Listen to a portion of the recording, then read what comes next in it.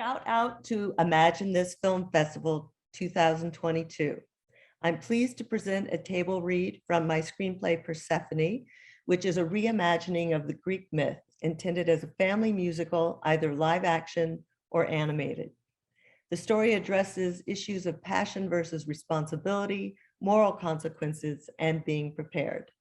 Thank you to my cast, Lucille Lauren as Persephone, Nico Silva as Nico, Tessa Walker as Demeter, and Fergus Loughnane as Hades. Please enjoy.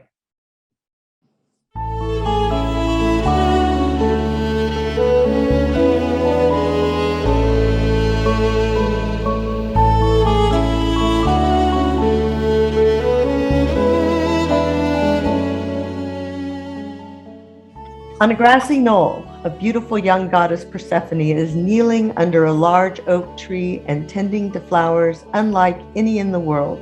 Her constant companion, a young fawn named Nico, scampers around her. Now, a spiral of purple veins. Let's see. The leaves should be bigger and more chartreuse. Brava! Brava, Persephone! That is your best one yet. Persephone's mother, Demeter, strides toward her. Persephone hears her, looks up, and tries to hide the flowers, but it's too late. Nico dances up to Demeter, playing his panpipe. Not now, Nico. Nico puts panpipe behind him and lowers his head. Persephone, how many times must I tell you that you can't create flowers and trees? Demeter waves her hand toward the bed of flowers and they all wilt. Nico is alarmed and hides behind the oak tree. I entrusted you to preside over wheat to feed humans and animals. I gave you permission to develop new grains to satisfy your creativity, but flowers are my responsibility, and your creations might be poisonous or become invasive. Mother, I always take care of the wheat and barley. No one goes hungry, but it's beige, beige, beige. I want to feed mortal souls as well as their stomachs. Do you feel my flowers and trees fall short on feeding mortal souls? No, that's the point. They are beautiful, inspirational. I enjoy creating with color. Well, I might like to try my hand at seaweed, but that is Poseidon's realm. Now, don't let your artistic ego get in your way. You know the saying, pride cometh before a fall. Yes, Mother. Demeter approaches Persephone and takes her in her arms and rocks her back and forth in a big hug. Oh, I love you, my beautiful daughter. But sometimes, Demeter hugs Persephone again and then strides away. Pausing after a few steps, she looks back at Persephone and gracefully extends her arm towards the wheat field. I am very proud of the great job you've been doing on the wheat and the barley. Demeter turns and continues to stride away out of sight. Persephone sits down next to her wilted flowers. Great job with the wheat and barley. Nico comes out from behind the tree and offers her a sympathetic smile. I'll miss your amazing flowers. No need. Persephone waves her hand over the wilted flowers and they all return to their previous glory. Nico plays a happy tune and dances around briefly.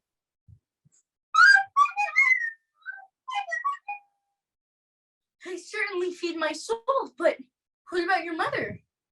I guess I'll consider these temporary art. Here, Nico, why don't you pull these up by their roots and take them home with you? Suddenly there is a tremendous rumbling and a row of wheat field breaks open. Hades appears majestically on a golden chariot harnessed to 4 black steeds. Nico runs behind the oak. Persephone stands up in fear, but musters an air of defiance. Good afternoon, Hades. What brings you here? Ah, Persephone, you know me then. As a goddess, I am familiar with all the gods of Mount Olympus. Now I ask again, why are you here? I was told you are kind, but your welcome is far from kind. I was alarmed by your violent arrival. Yes, I need to work on that. My apologies. In answer to your question, I am looking for a wife to be my queen. Zeus suggested that you would be a good match. Well, hello. Allow me to introduce myself. Let's get married. I haven't proposed yet. I just came to meet you, but I thought you should know my intentions are honorable. Why would Zeus think that I would be a match for you? My responsibilities are here on Earth. Zeus said that you were wise as well as beautiful. That is high praise from our king. But why would he think I would be willing to leave this beautiful Earth and glorious sunshine to live with you in the underworld? Oh, give a god a chance. I am a powerful king as well. The underworld is not all tortured souls, fire and brimstone. The Elysian Fields are peaceful and full of blessed souls. May we sit down? If you like. What type of flowers are these? I've never seen any like them. I haven't named them yet. You created these? They're fantastic. They cause a certain elation. I guess this is the talent that Zeus mentioned. Zeus said I had talent? I would love to have the Elysian Fields full of flowers like these. I have not had any luck growing plants there. Seems silly calling the place fields when all one sees are temples, gazebos, and benches. You would like me to grow trees? And flowers in the Elysian Fields? It would be such a gift to the deserving souls who reside there. It would be an honor and a pleasure. I'm not saying I'll marry you. I'm just saying I'd be happy to help you with the Elysian Fields. And then I'm right back up here in the sunshine. I am grateful for your willingness to help. When could you join me? No time like the present. I like your spirit. Hades and Persephone walk down the knoll toward the chariot. Nico peeks from behind the oak tree and watches with concern as Hades helps Persephone onto the chariot. Now hold on tight. My horses get a little wild when they know they're heading home to supper. Hades slaps the reins. The four horses rear up, neighing. Their hooves dig into the soil. The chariot disappears under the wheat field. Nico runs fast down the road along the wheat field. He cuts into the woods, deers and rabbits darting out of his way. Cut to the underground tunnel, same moment. Hades and Persephone are being pulled by the galloping horses down a dark tunnel lit by torches. The chariot sways violently, slamming Persephone and Hades into one another while teetering close to the edge. Cut to bluff with Demeter's gazebo, same moment. Out of the woods, Nico runs across a glen that leads to a bluff overlooking a fertile valley. Near the edge, Demeter lounges in the shade of her marble gazebo. Nico approaches, frantic but too out of breath to speak. Nico, what is it, lad? Hades, horses, Persephone. Hades, now Nico, calm down and tell me what happened. Hades took Persephone in his chariot underground. No, it can't be. My Persephone abducted by Hades? I saw it with my own eyes. Where? Where did this happen? In the wheat fields, near the knoll, where you saw Persephone today. Nico pulls her drapery around her and disappears, reappearing by the broken soil in the first row of the wheat field. She falls to the ground, clutching the soil, and sobs.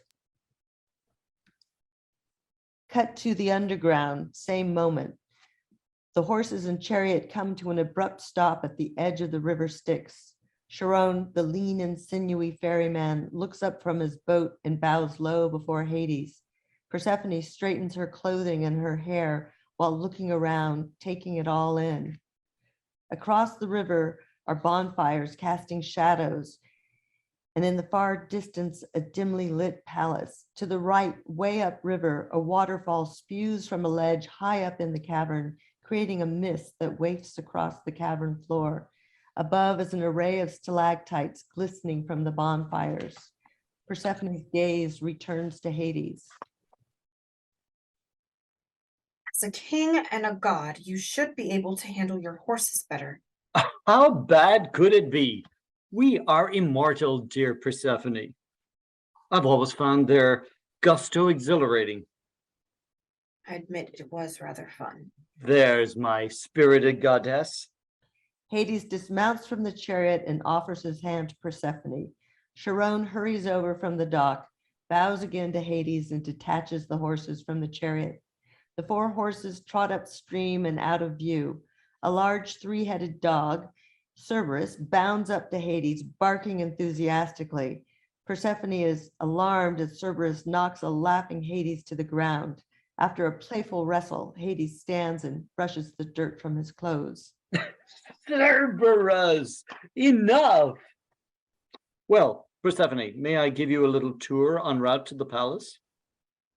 Yes, please. I'm quite amazed by what I've seen so far. It's oddly more attractive than I anticipated. I'm glad to hear that. Cut to wheat field, same moment. Demeter is prone on the soil, sobbing. She lifts herself up to her hands and knees and then stands. She speaks more to the universe than herself. This is a crime. Hades should suffer Prometheus's fate. I cannot enter the underworld, but Zeus can.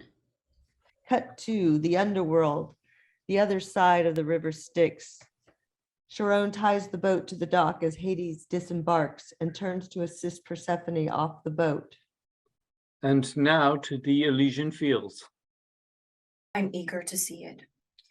But I'm so curious about the noises and shadows over by the hill. Hades tries to lead Persephone to their right, but she moves and points towards the bonfires on their left. But Persephone, those are the tortured souls. Not something I think a devotee to beauty would want to experience. It doesn't seem very far out of our way. Besides, I like to get the big picture. All right. I just hope this doesn't make you lose your appetite. I imagine my chef is preparing a very special meal. It is so rare that I have guests. Why is that? Well, only Zeus and Hermes can come here without my invitation. Anyone else? I need to go back up there and bring them with me. That doesn't happen much. The two stroll along the cobblestone path towards the looming hill. A lone, lean, and muscular figure pushes a large boulder toward the top of the hill. Long shadows flicker from the bonfires. My lord, what is this about? The soul pushing the boulder is King Sisyphus, one of the most deceitful, self-serving offenders of the gods to ever walk the earth. How long has he been pushing that boulder?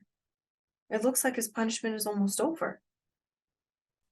Wait for it. Wait for it. Boom! The boulder slips out of Sisyphus' grasp and rolls back to the bottom of the hill. There is a chorus of mocking laughter coming from the other side. And so he must begin again to push the boulder up the hill. Persephone walks ahead past the boulder that a beleaguered Sisyphus limply approaches. As Hades follows, Sisyphus hopes for a reprieve, but Hades will not glance towards him. Persephone turns left past the boulder and stops to stare at a large male soul wrapped in chains, standing chest high in water. At the edge of the water is a table set with a feast. He leans towards the food in anguish, but the chains keep him from it. He bends down to drink the water, but it recedes out of the reach of his dry, cracked lips. Persephone is transfixed by Tantalus's miserable visage. You are right, Hades. I'm not feeling very hungry at this moment. What did this poor soul do to deserve such punishment? That creature in the water had the audacity to go to Mount Olympus and steal ambrosia and nectar to enable himself and his family to be immortal like the gods. Does the creature have a name? Tantalus. Yes. I remember the incident. Can't you understand his aspiration for immortality? Must he suffer so? There must be consequences for defying the gods. Reap what you sow. Hades breaks into a lively song about consequences. At the base of the hill between Sisyphus's boulder and Tantalus's water is the strangest group of souls, literally bent out of shape with their noses out of joint. They look like walking Picasso Cubist paintings. These unforgiving souls are the source of the mocking laughter. And what souls are these? What did they do to be so deformed and deranged? These pathetic beings have brought the torture on themselves, for they cannot forgive things that happened to them during their lifetime. They could be at peace in the Elysian Fields, but they hold on to their anger and dwell here, taking pleasure in observing the punishment of others. I'm very eager to be at peace in the Elysian Fields. May we go? Come with me. You lead the way. They walk toward the waterfall. The menacing shadow of Cerberus follows. The path crosses a wide road leading to the palace, which now shines brighter than when they had arrived. Hades pauses and points towards the marble palace. I see they are preparing for your arrival. You're awfully quiet. I'm sorry if you were upset by the punishment you saw. I didn't want to bring you there, if you recall. I'm just taking it all in. Yes, Tantalus's torture is disturbing.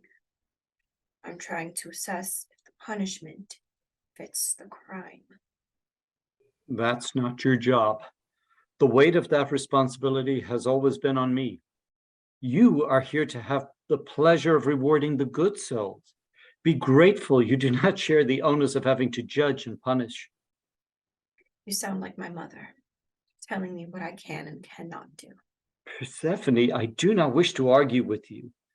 Zeus's description of you as kind and wise baffles me at this moment. You called the unforgiving, twisted mortal souls pathetic, and yet there is no forgiveness in you. I'll forgive you for saying that, and hope that someday you will understand and sympathize with my necessary role. Wow. My role is taking care of wheat and barley. I believe I should return home now.